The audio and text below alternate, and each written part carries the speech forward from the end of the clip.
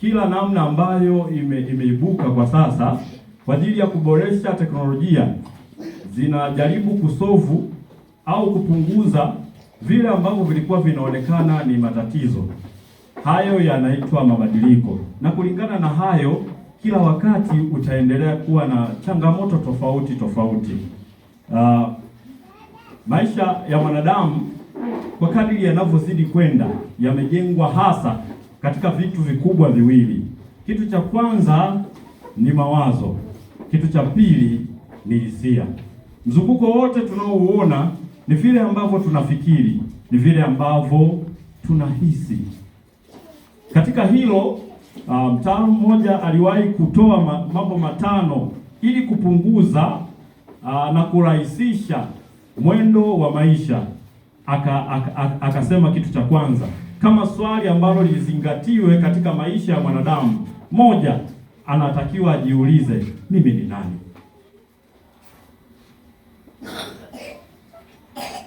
Swali hili ni swali la utambulisho. Nafikiri unajisikia fahari ukiwa sehemu unaambiwa kabisa fulani ni mtu fulani, yaani unatambulika, ni silaha. Au wewe unajisikiaje wakati unapita sehemu unaitwa wewe uliyevaa shati? Unajisikiaje? Na mtu akikuita Isaac, nafikiri ina sensi ya Isaac, si ndivyo? Na utakuwa haraka kugeuka. Kwa nini? Unatambua wewe ni nani. Lakini mara nyingi wengi tukiulizwa tunasema wakikuuliza wewe ni nani, utasikia mimi ni Furaha. Lakini swali hili haliishii hapo, linaenda mbali zaidi. Tafakari. Swali la pili, mtu huyu alisema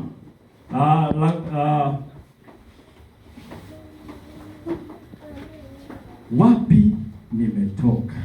Ujiulize hivyo, ili maisha yawe na maana zaidi. Jiulize wapi umetoka. Tukiulizwa, mimi ukiniuliza Furaha na Isaya nimetoka wapi, nitakwambia mimi asili yetu ni Iringa, mimi ni Mhehe. Lakini ni kweli niko ulikotoka?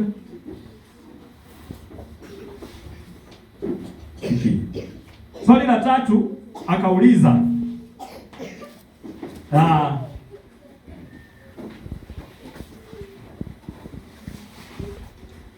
kwa nini niko hapa? Umewahi kujiuliza kwa nini uko kanisani huko?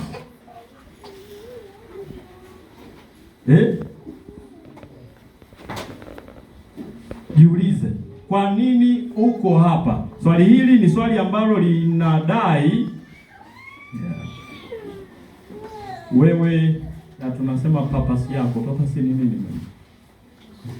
Kusudi lako. Linadai kusudi lako. Swali lingine, swali la 4 linasema nini ninaweza kufanya, au kipi ninaweza kukifanya? Swali hili ni swali linaloshughulika na uwezo wako au potential yako, na leo nitapendekeza hiyo sehemu ya kulijadili. Bwana Yesu asifiwe. Swali la 5 linashughulika na hatima yako, nalo linauliza ninakwenda wapi? Bwana Yesu asifiwe. Duniani watu wengi hawapendi kufa, ni kwa sababu ndani ya mioyo yao kabisa wanahisi wana deni. Wewe unatamani kufa? Kwa nini?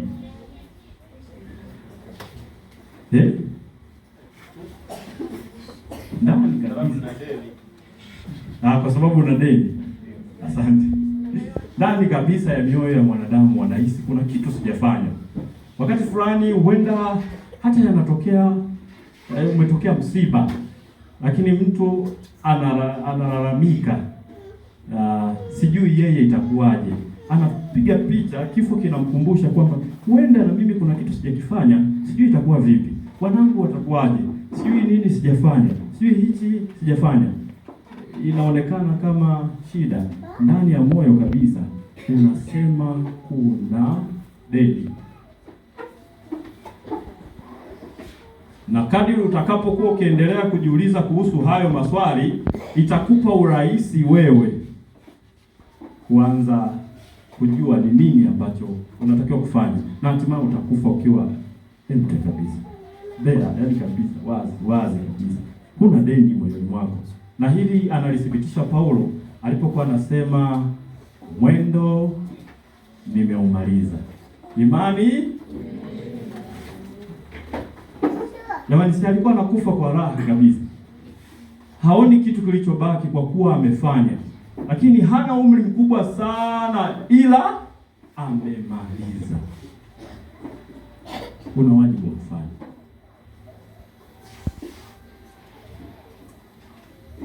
Kitabu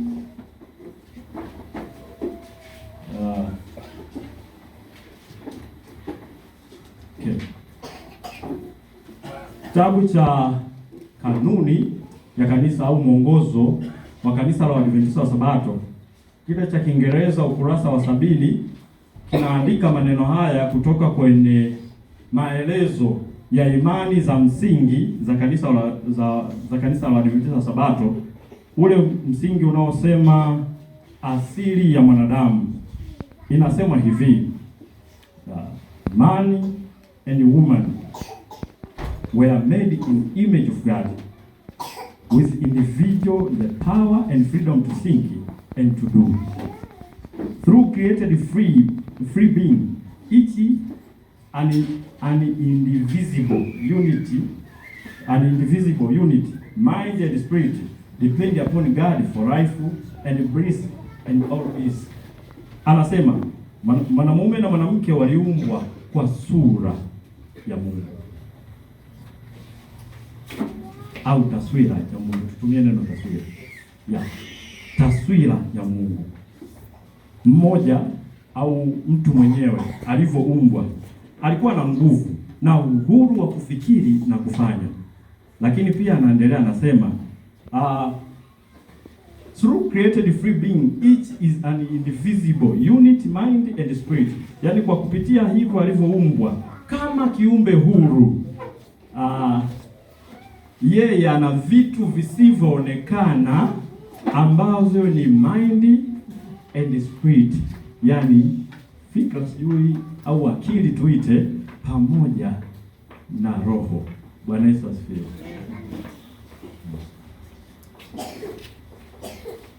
Msingi huu unatukumbusha sisi tuko na picha au taswira ya Mungu. Nikichukua karibu kila simu sijui wale wataalamu wa simu, mkiona hivi tu inaonekana simu gani? Ni nini kilichofanya hivyo? Taswira. Lakini katika taswira hiyo Mungu alitoa vitu vya pekee. Anasema kwanza kipo huru, alafu kinafikiri na kufanya.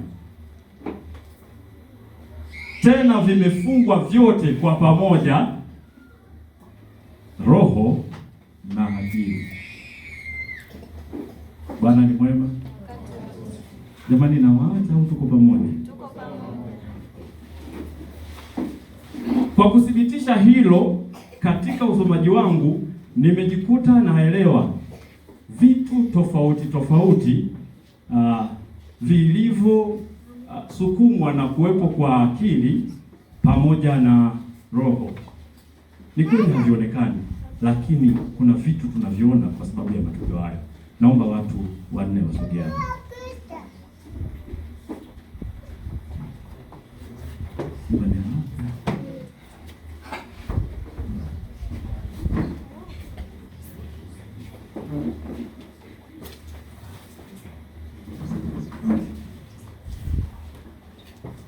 Bado mmoja.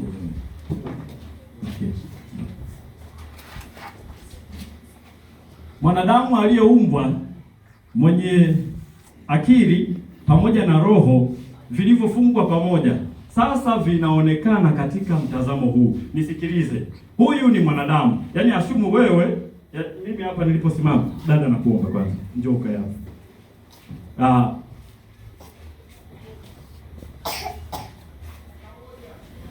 Huyu ni mwanadamu ambaye Mungu anasema amemweka kuwa ni kiumbe huru ambacho kilichofungwa, kina roho na akili. Katika hivyo, ili ujitambue au uweze kuelewa wewe Mungu alivyokupa faida au potential au uwezo ulioko ndani yako, utajikuta kuna vitu hivi vinatokea. Moja, karama amekuwekea Mungu. Karama zako ni wewe. Mimi sawa ni mwalimu. Mwalimu wazi ni mwalimu. Ila mimi na yeye ni tofauti. Elewa karama ni nini. Zifahamu. Jua karama zako. Shughulika nazo. Kitu cha pili ni tabia na huruka. Bwana Yesu asifiwe. Na hichi mama wetu anaandika, anasema hitaji la ulimwengu katika zama hizi sio akili nyingi au watu wenye akili sana, bali ni waaminifu. Anagusa tabia, haishikiki, lakini ni very very expensive na needed. Dunia yote inahitaji. Unanipata? Kwenye tabia hapa pana huruka na tabia, nimekwambia, si ndivyo? Mimi ni sanguini, lakini yupo sanguini mwingine. Tuna ladha tofauti na tuna mawasilisho tofauti. Hiyo inaonyesha utofauti wako wewe. Huwezi kufanana na mtu mwingine. Jifunze hilo pia. Si hivyo tu, Mungu akatupendelea akasema tena tuwe na kitu kingine, ndoto. Ndoto yako isipotimia itakusumbua. Si ndivyo? Naye Mungu alipokuwa na uplani ulimwengu ilikuwa ni ndoto, si ndivyo? Akatengeneza afu akasema na tumfanye mtu kwa mfano.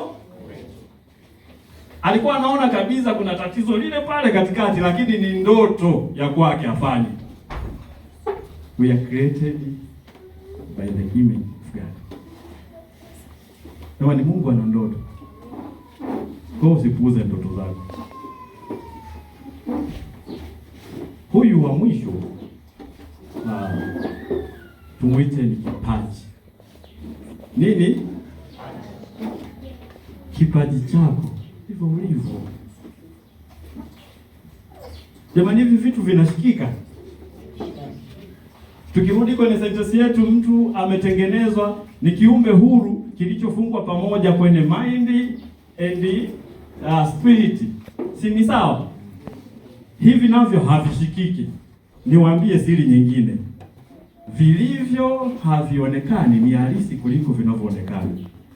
Yaani Mungu wakati anaumba hapakuwa na kitu chochote. Akasema na iwe maji. Si ndivyo? Yakatokea. Sijui iwe anga, ikatokea. Vilitoka wapi? Hakuna. Biblia inatuambia kuwa aliumba vitu pasipokuwa na kitu chochote. Lakini pia yeye anakaa mbinguni. Mbinguni ni mahali panapoonekana au panashikika? Lakini ni halisi kuliko dunia tulionayo, si ndivyo? Kupa siri hii nyingine. Msivitazame vinavyoonekana bali vile visivyo, maana ni vya milele. Jitahidi. Hata hela usisumbuke nayo makaratasi. Pata taarifa za hela au maarifa ya hela. Huyu ni wewe, lakini haitoshi. Mungu akaona utachanganyikiwa, labda wewe kiumbe ambaye amekutengeneza kwa mfano wake upate unafuu, akaamua kutengeneza vitu vingine ambavyo vitakuwa msaada kwako. Moja, naomba watu wengine wawili. Haraka jamani. Jana tutamkeni. Haraka.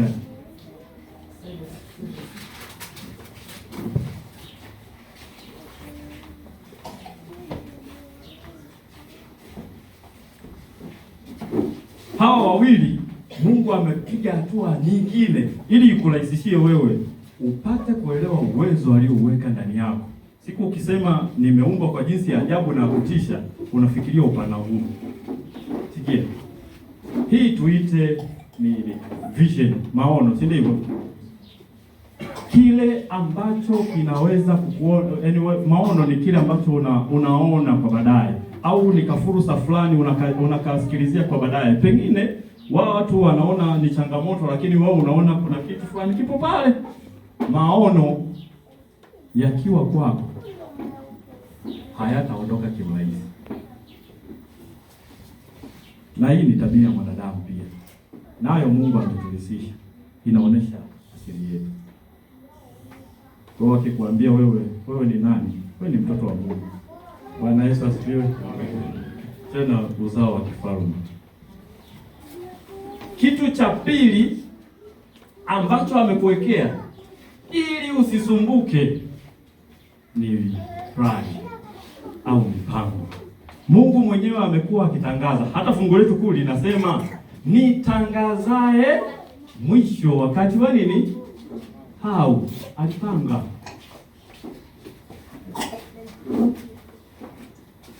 Na fungu hilo linatoa mambo yote mawili, mpango na maono. Aliona mwishoni kabisa, afa anatangaza wakati wa mwanzo. Kama ulinielewa kwenye picha ya uchoraji, utakuwa unanielewa kirahisi haya. Pamoja na hayo, Mungu hakutaka wewe uteseke, akakuongezea kingine ili uone wewe ulivyo. Naomba watu wawili tena.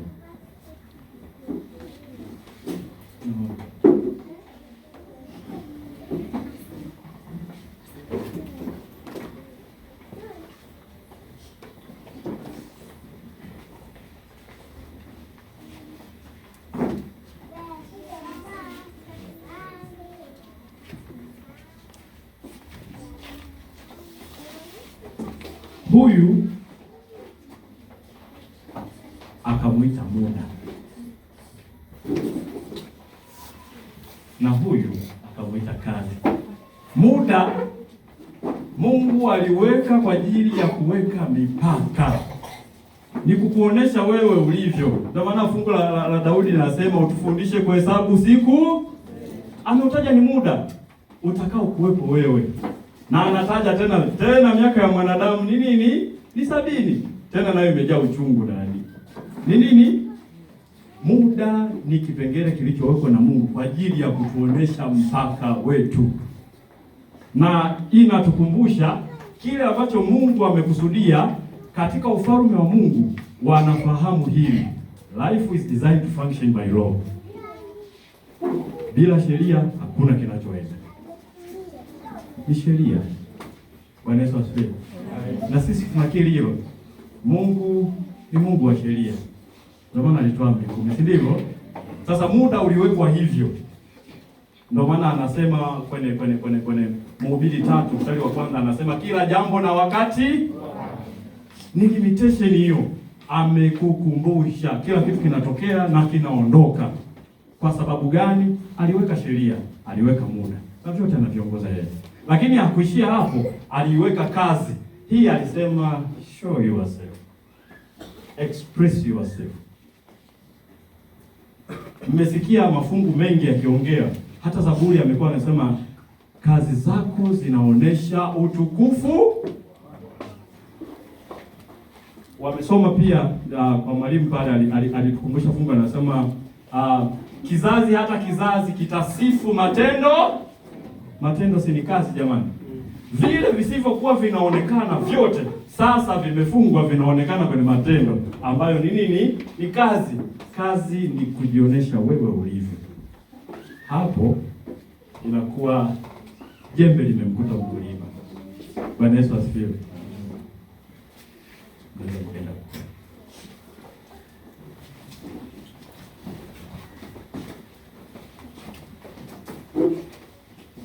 Tuko pamoja?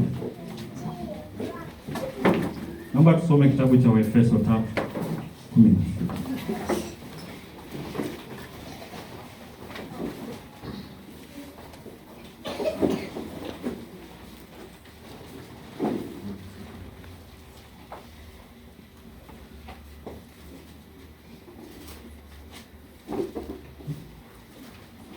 Waefeso 3:16. Soma. Neno la Bwana nasema, ndio, awajalieni kwa kadri ya utajiri wa utukufu wake. Awajalieni kwa kadri ya utukufu wake, kufanywa imara kwa nguvu. Kusudi anasema kunini? Kufanywa imara kwa nguvu. Kufanywa imara. kwa nguvu, kwa kazi ya Roho wake katika utu wa ndani, kwa kazi ya Roho wake katika utu wa ndani. Jamani, sijui mnanielewa? Lengo la Mungu ni kuwafanya tena wanadamu upya, tena imara, kwa utu wa ndani. Utu wa ndani ni upi? Ni vile tulivyokuwa tunavionyesha hapa.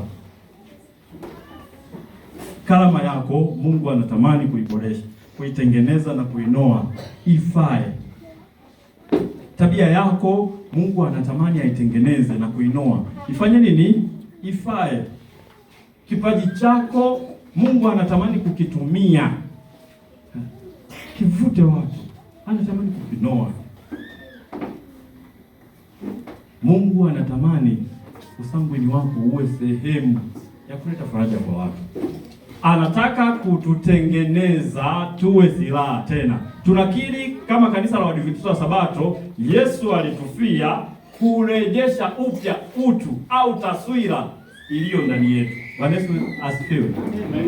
Kama unakubaliana na mimi hilo, utagundua kuwa kuna vitu fulani hujafanya kama faida yako wewe uliye kijana hasa.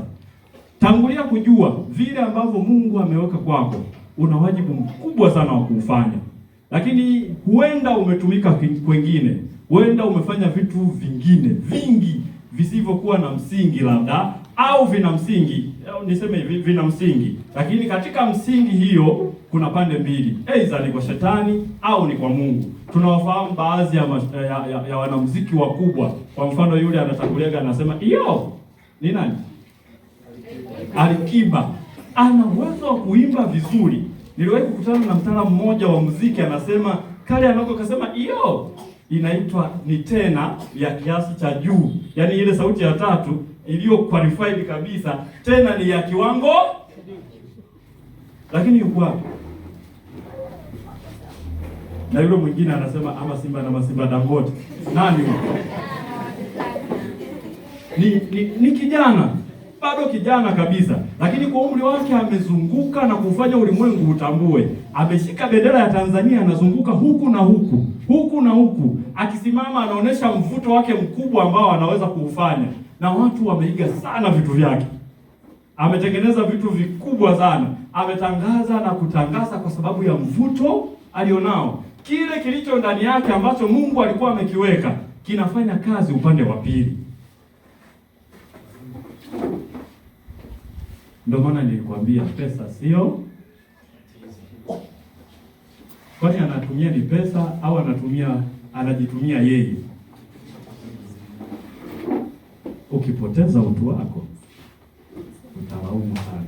Kilicho kizuri, Mungu ametuambia anataka kutufanya upya kwa utu wa ndani. Karama yangu iliyopotea, karama yangu niliyoitumia vibaya kwa makusudi ambayo sikuyakusudia mimi, au kwa makusudi ambayo sikuwa mimi namtukuza Mungu. Sasa Mungu anasema atafanya upya.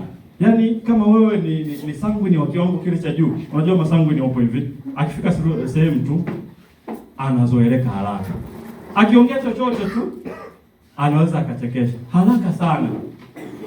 Lakini kwenye masangwini wamegawanyika. Kuna wale wa juu kabisa tunaita ziroani. Akiongea kitu tu lazima mcheke. Mungu alikuweka hivyo uwe faraja kwa watu. Anatamani kurejesha hivi. Arejesha. Mara nyingi tunakuja kanisani, hatufanyi chochote, tunaondoka. Tunakuja kama washangaji na kuondoka. Nikwambie kitu. Moja ya vitu ambavyo vinawahi kulemaa haraka endapo usipokuwa unakitumia ni karama. Mungu ametuweka tuna karama tofauti. Mtume Paulo anasema tumejengwa katika kanisa kama mwili wa Kristo. Mwingine ni kiuno, mwingine ni mguu, mwingine ni pua, mwingine ni vidole, mwingine ni mkono. Sababu ni nini? Ni karama. Una kitu fulani ambacho unaweza ukakifanya ukamuokoa mtu, na Mungu anakusudia hivyo umuokoe kwa kutumia karama yako. Usiwe tu kwa kusema mimi ni wa kushangaa. No, una kitu ambacho Mungu ametuwekea ukifanye. Ndiyo maana kanisa kwa kutambua hivyo likatengeneza umoja katika utofauti. Yaani sisi ni wamoja kama Waadventista wa Sabato, lakini ndani yake kuna makundi. Hii inatukumbusha kusema tu mwili wa Kristo wote, lakini kila mtu ana sehemu fulani ambayo anatakiwa kuifanya. Na kanisa limefanya hivyo ili asiwepo mtu yeyote ambaye hatumiki, lakini kuna mwamba yupo hapa amekaa ndani na anaingia na kutoka. Kuna watu unawaua. Kuna watu unawaua, si Mungu wake. Mungu amekuweka hapa kwa makusudi.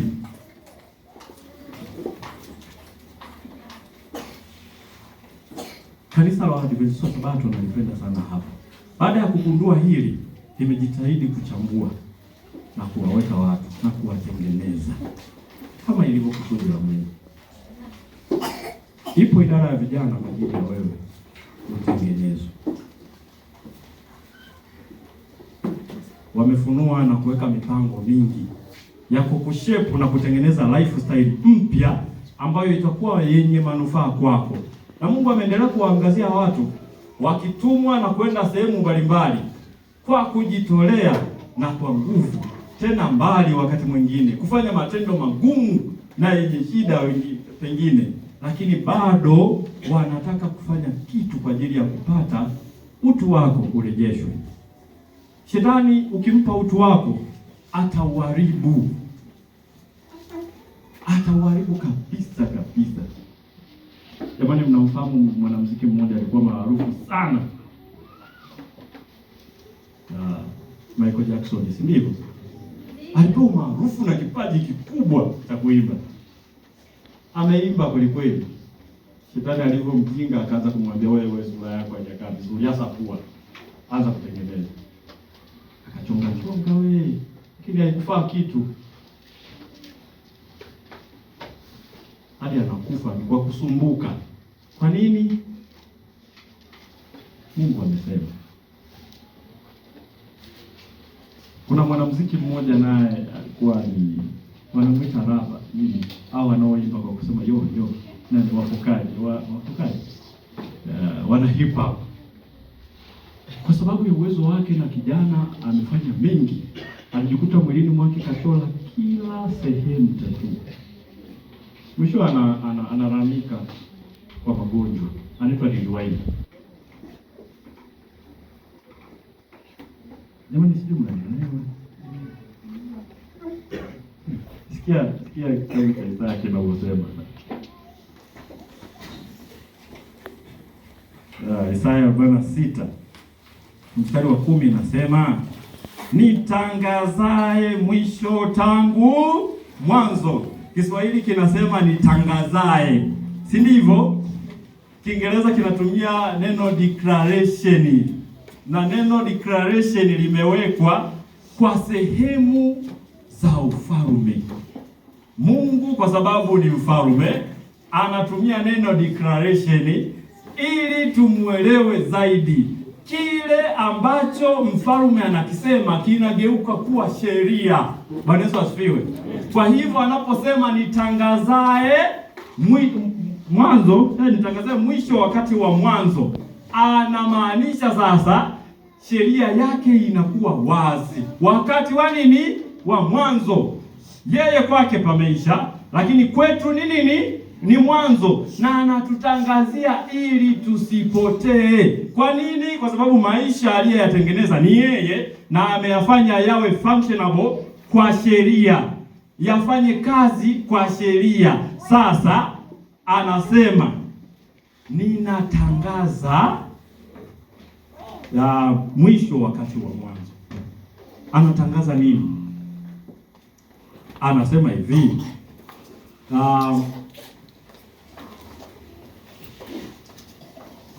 nitangazaye mwisho tangu mwanzo, na tangu zamani za kale mambo yasiyotendeka bado, yasiyotendeka bado, nikisema shauri langu litasimama, nami nitatenda kwa mapenzi yangu. Hata kama sisi tunaona ni mwanzo, ndio unazaliwa leo, au pengine leo ndio unafahamu, kumbuka Mungu anakutangazia, ni sheria mpya anakupa, kuwa shauri lake halitaanguka, litasimama tu. Yaani maana yake ni kwamba iwe iwavyo, Mungu amekukusudia wewe kukua katika jamii, kukufanya mmoja ya wakombozi, kufanya watu ambao watalibeba jina lake na kutangaza. Nenda kushoto kulia, hakika litakusumbua, halitaisha. Mungu makusudi yake, anataka kukuokoa, anataka kukutengeneza. Hautakaa kwa amani, atakusumbua tu. Niliwahi kukutana na rafiki yangu fulani, nilikutana naye mara 2 tu, mpaka leo sijawahi kukutana naye. Aliniambia kwa sababu ya maisha yake yaliyokuwa magumu, ni mwanamke, ila alienda kuvua samaki. Alikuwa mvuvi, amevua, lakini wapi, maisha yakuwa na nufuu. Ameenda kuchukua hela zile za kuhesabu miaka, lakini wapi. Mwishowe alifika hatua akasema, sasa naenda kwa mganga, labda kama nimerogwa wanisafisha. Kufika pale, mganga alimwambia, wewe rudi tu, nenda kasali. Hakuona kuwa sawa, kwa sababu matatizo yake yamekuwa mengi. Aliamua kunywa sumu, kanywa sumu kabisa, sumu ya panya. Akaanza kujinyongorota hapo, na kwa sababu anajua sumu ya panya haichukui muda mrefu, aliacha uwazi nyumba yake. Watu wakasikia kama vitu vinagongwa, kwenda kumfuata, anahangaika, nini, tumbo linauma. Basi wakajikusanya haraka, wakamchukua wamkimbize hospitali. Wanafika hospitali, analalamika hatari. Kwanza muda waliotumia tu, sumu ya panya ile haijamuua. Afu cha ajabu zaidi, baada ya kumpima, madaktari wanasema tumeshtuka, hamna chochote mwilini mwako. Mnanielewa jamani? Mungu anasema shauri langu amekuweka kuwa mpatanishi, shauri lake litasimama. Amekuweka kuwa kiongozi, shauri lake litasimama. Na anasema hivi, mstari wa 11.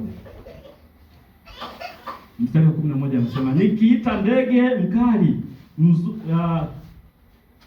nikiita ndege mkali kutoka mashariki, mtu wa shauri langu kutoka nchi iliyo mbali, naam, nimenena nami nitatekeleza, nimekusudia nami nitafanya.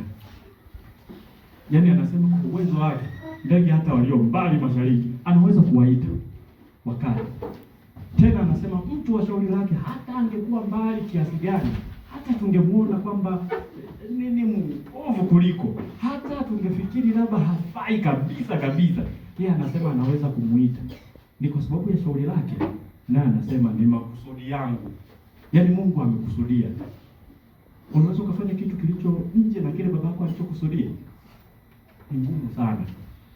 Mungu sasa anasema amekusudia, na atamuita hata akiwa mbali mtu, hata kama ameenda kule, amekusudia, atamleta na atafanya, na anasema atatekeleza. Mungu ahadi zake ni za kweli.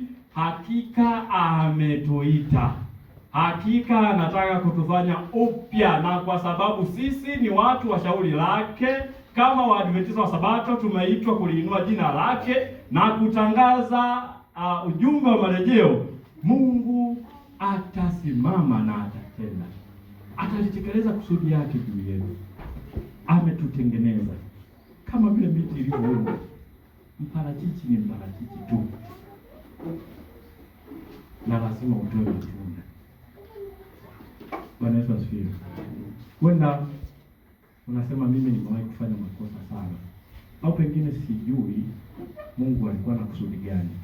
Nimechelewa sana kufungamana naye, sina ujirani wala ushirika naye, nimetanga mbali sana, nimekuwa wahovyo, nimeaibisha thamani ambayo Mungu alikuwa ameweka ndani yangu. Natamani kufanya upya, natamani kushirikiana naye. Kanisa limeweka kubatizwa kwa ajili yako, pita mbele, ufungamane naye, Yesu ni rafiki mwema mzuri, tena iliyo ya ajabu. Eti kwa kusema tu nisamehe, na kisha kuingia kwenye maji anakushika mkono wakati wote, na unakuwa rafiki yake. Kitu cha ajabu sana. Fursa yako sasa, kwani uchelewe? Jitoe, shikamana naye,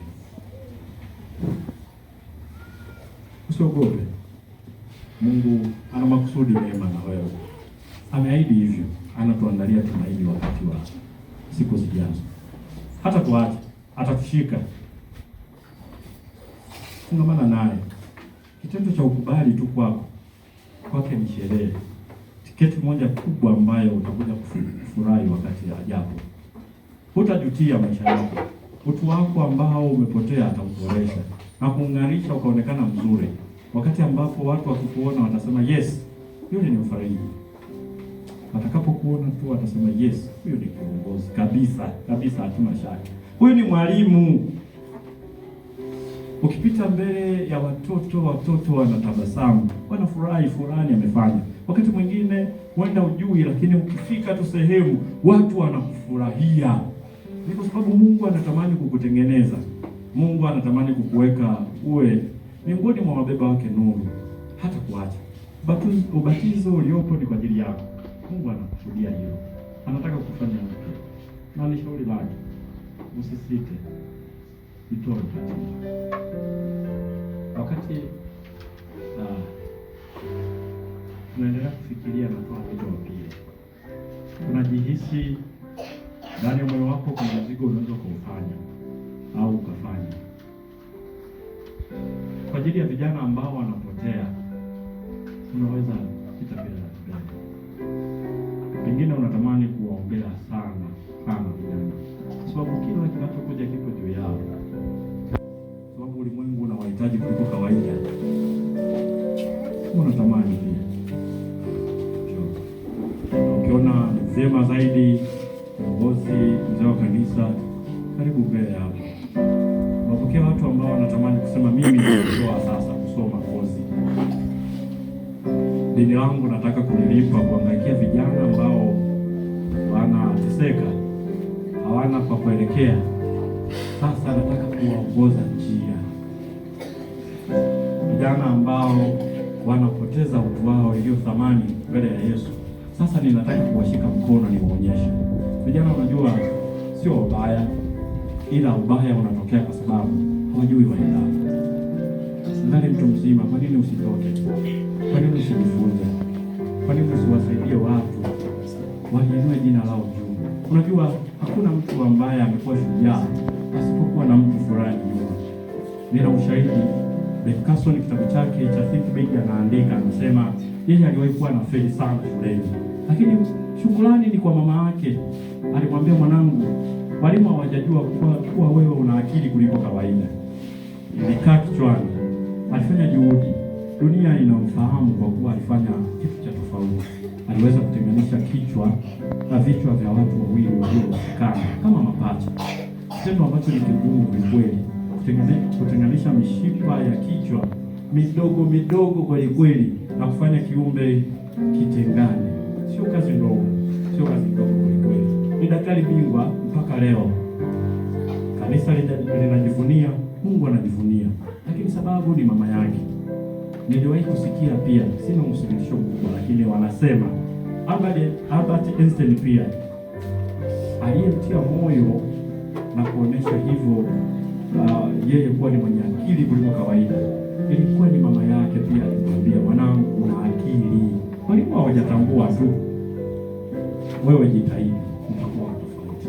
Na kweli leo tunatumia kama sehemu ya robo nusu ya masomo yaliyopo shuleni kusema huyu ni mwanasayansi amesaidia ulimwengu sana kwa sababu ya akili yake, na dunia ilifika hatua aliamua kuchukua ubongo wake na kuutunza. Sababu ni nini? Mama yake. Msikae tu, vijana waliopo hapo wanakutazama, wanataka waoneshe njia iliyo sahihi. Alafu uzuri wao hawamtaki mtu mtakatifu kabisa, yani hawataki mtu mtakatifu, hawezi kumachi. kwa sababu umri wao bado una makosa mengi. Ukiwa mtakatifu kwao hutawafaa.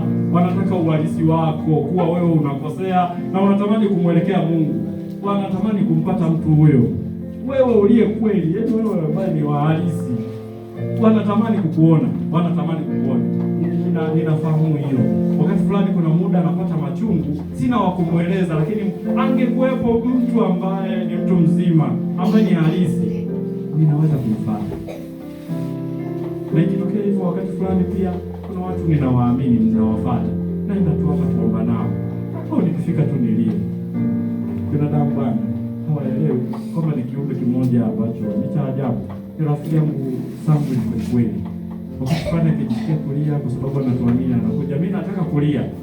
Sawa, namkumbatia alie. Akimaliza imetosha. Hata neno lolote sijasema. Vijana pia wanatamani hata watu wanaona na hiyo. Kweli una majukumu mengi, lakini onyesha kidogo tu. Kijana atakuwa wako. Bwana Yesu asifiwe. Mnaambia kusikia kuna watu wanaitwa baba. Hamjanielewa. Ninamwita dada, ni kiongozi wangu kweli, lakini ninamwita dada.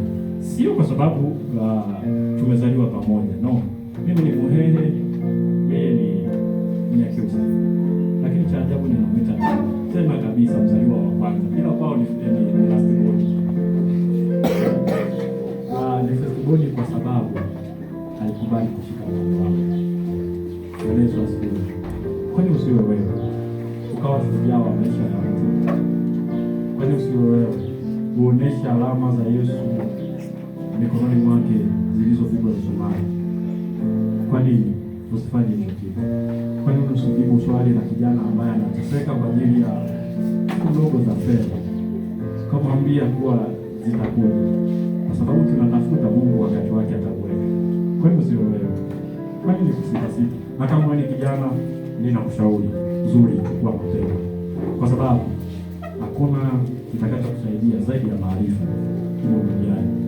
Kwa maana Mungu mwenyewe anasema neno lako ni taa ya miguu. Ili upone unahitaji hiyo. Hapo kusibitisha hivyo anasema watu wangu wanaangamia kwa kukosa maarifa. Karibu usome. Ni silaha yako ambayo itakukinga. Yaani wakati umeshika mkuki, yeye Yesu ambaye ni mkuki, pembeni amekuwekea maandishi ya kukinge. Kitabu cha Misali kinasema mtu mwenye maarifa anazidi kuwa strong, na mtu mwenye ufahamu anakuwa imara. Kwa nini ukose hizo fursa? Kwa nini upate maarifa? Nini kinaujia ulimwengu? Nini Mungu amekusudia kwako? Nini unatakiwa kukipeleka? Maswali matano ambayo yanaongoza maisha ya mwanadamu yote yatakuwa yamefungwa pamoja, ukiendelea kulimega moja baada ya jingine, kwa sababu Mungu amekusudia. Na anasema shauri lake litasimama. Atakufanikisha kabisa, tena atakufanikisha. Utazunguka kusema nina mambo mengi, utazunguka. Mungu ametengeneza yeye mfumo ambao utakuwezesha. Mungu anafanya jambo, atakupa kitu kikubwa. Kile ulichokiona tunachokisema plan ni nzuri kwa sababu ya kukusaidia au kumanage kila kitu. Hata muda ambao umekuwa ni changamoto utaweza kuumanage. Lakini hayawezekani pasipokuwa na maarifa. Bwana Yesu asifiwe. Nimeongea sana. Naamini Mungu atasema na nyinyi. Sina mashaka kwa hiyo. Kanisa hili litakuwa la mfano kama lilivyo mfano kwenye uimbaji. Nimeona uimbaji wa kisasa kabisa, tena wa kisomi, wa maprofesa wa muziki. Naimba kwa kutumia chati. Hongereni sana. Nitaiona pia kwa vijana wakiwa wanazidi kushamili, sababu mmesebutu na mmefanya kwa mafanikio. Na niwakumbushe, mafanikio yako ni sifa kwa Mungu. Usikubali kushindwa, ni sifa. Fanya tena kwa kiwango cha juu. Baada ya kusema haya, naomba mzee wa kanisa kutuombea. Na nafasi bado ipo kama utahitaji kubadilika. Kama utahitaji kujua kusoma, nafasi bado ipo wazi. Basi tuombe.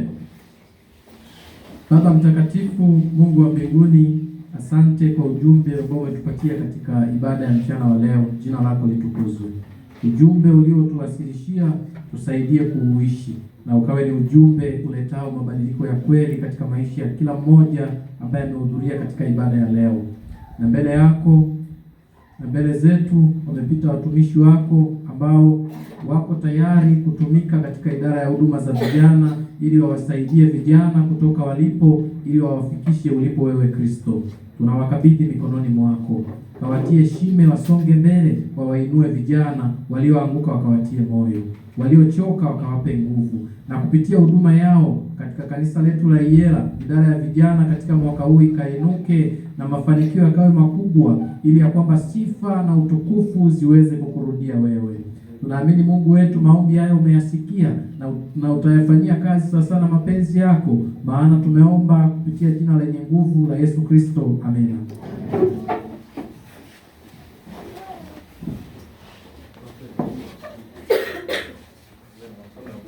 Mungu